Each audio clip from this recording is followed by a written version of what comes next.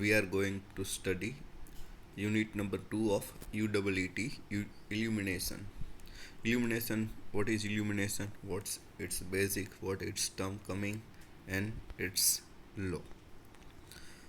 As we know that almost all human activity depends on light. Only the sun is prime natural source of light. It's only available on a daytime. But what about at night? The artificial light played the almost good role for our daily life. These artificial lights are produced by mechanical lamps or electrical lamps. But due to poor performance of the mechanical light, are totally replaced by electrical lights. The electrical lighting are mainly used for decorative purpose, advertising, traffic control, medical field and street lighting. But why we are using electrical lighting? There are so many advantages for using electrical lighting. The first is cleanness. They not produce any smoke, and another is easy to control. You can directly switch on and switch off at a time the electrical lighting. And the third one is economical. The cost of electrical lighting is very less, and the life cycle of electrical lighting is very high. Fourth, easy to handle. You can easily handle it anytime. Turn on, turn off. You can change the intensity of light. And better reliability, suitable for almost all purposes. There are so many options for different purpose of lighting, like for cricket stadium, for domestic, for industrial. Many options are there in electrical lighting. First off, we study the terms used in illumination. The lights, illumination flux, luminance intensity and luminance. What it means: the first, light is a form of electromagnetic energy, that part of radiant energy from a hot body which produces the visual sensation on human eyes is called light. Light can be different colors which depends on the wavelength of radiant causing it. Luminance flux. To measure light, it is necessary to measure its flux, the rate of flow, the total quality of radiant energy per second responsible for visual sensation for a luminous body is called luminance flux, or rate of flow of radiant energy. Measure in lumens. Its unit, the luminance flux unit is lumens. Now the third one is luminance intensity. Intensity of emission of luminance flux in the direction is the luminance intensity. It is denoted by capital I and its unit is candela or candle power. The luminance intensity of source in a particular direction is phi upon solid angle. So W is the solid angle. And last one is illumination. When light falls on a surface, it becomes visible. The phenomena is called as a illumination. It is defined as illumination flux falling on surface per unit area. It is denoted by E and measured in lumens per square meter or meter candle. In this unit, the illumination, there are many schemes available for different purposes.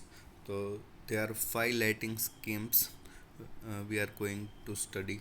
The first is direct lighting, another is indirect lighting, semi-direct lighting, semi-indirect lighting and general lighting. Lighting scheme are classified according to the location, requirement and purpose. Okay, the first we are going to study direct lighting. As is clear from the name, in this system almost 90 to 95 percentage light falls directly on the order on the object or the surface. The light is meant to fall upon the surface with the help of deep reflectors. Such type of lighting scheme is most used in industries and commercial lighting. Although this scheme is most efficient, but it is liable to cause glare and shadows. Now, indirect lighting scheme. In this system, the light does not fall directly on the surface. In, in directly fall on direct lighting scheme, but in this 90% of light is directed upward by using diffusing reflector. Here the ceiling act as a source of light, and this light is uniformly distributed over the surface, and glare is reduced to minimum. It provides shadowless illumination, which is useful for drawing offices. It is also used for decoration purposes in cinema hall and hotel etc. The main difference between direct and indirect lighting is the fall of light direction. The next lighting scheme is the first we studied direct lighting scheme, another is indirect. Now the third one is semi direct lighting scheme. In this scheme, the more the more of light is directed, half of light is upwards. This is also an efficient system of lighting, and chances of glare are also reduced. So the glare is reduced due to semi-direct. Here transparent time shades are used through which about 60% light is directed downwards and 40% is directed upwards. This also provide a uniform distribution of light, and is best suited for room with high ceiling. Now the last one, the semi-indirect lighting. In this system, about 60 to 90% of total light is thrown upward to the ceiling for diffuse reflection, and the rest reaches the working plane directly. A very small amount of light is absorbed by the ball. It is mainly used for interior decoration. Most of the semi-direction lighting scheme are useful for interior decoration, inside the room decoration.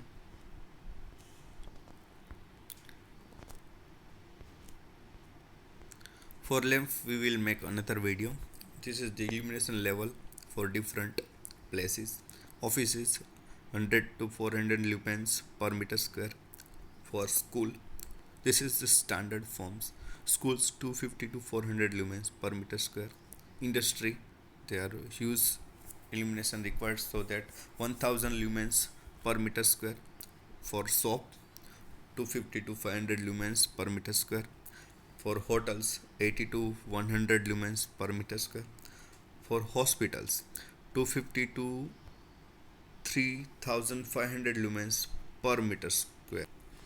What is the ideal light? So we are going to study quality of light. This means that the illumination should not be harmful to the viewers, for harmful for his eyes, for his skin. Okay, it should be glare free, shadowless, and contrast free. Hard and long shadow can be avoided by using a large number of lamps and adjusting the mounting height. Now the coefficient of utilization. Main our topic is to utilize our electricity to light. So utilization factor is lumens reaches at the working place divided by total lumens emitted by the source. The the source generate high lumens, but at the workplace they not reach all the lumens, so it is a factor about 0.5 to 0.8. Now depreciation factor, the total flux emitted by the source and its fitting may be reduced due to deposition of dust upon the surface. The similarly quality of light reflected from the ceiling and walls also decrease with the passage of time. This is called the depreciation factor. It varies from 1.3 to 1.6. The space height ratio. This things is keep in mind for when you design the lighting scheme. The ratio of space between two lamps to the vertical height of the lamps above the working plane is called space height ratio. The general lighting, the what point we can keep for general lighting. This system employs such type of luminaires, shades and reflector which give equal illumination in all the direction. So this is the unit 2, the basic of illumination.